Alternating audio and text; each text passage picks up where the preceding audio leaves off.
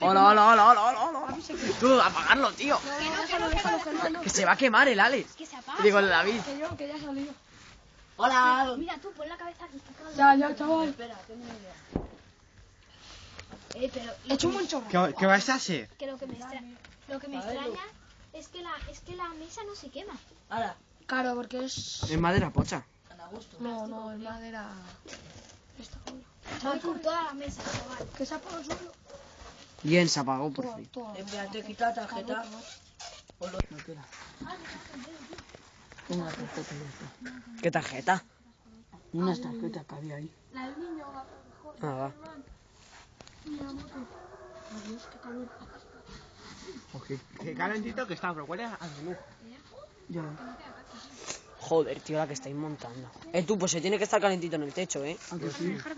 Joder.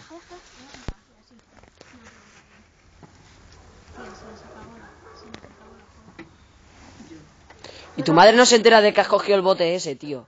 Tu madre se entera de que has cogido el bote. Ah, va. ¿Dónde? Sube con la bici.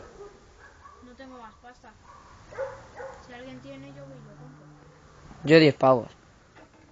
Si te quieres gastar 3,25 para hacer esto... Yo es que no. 3,25.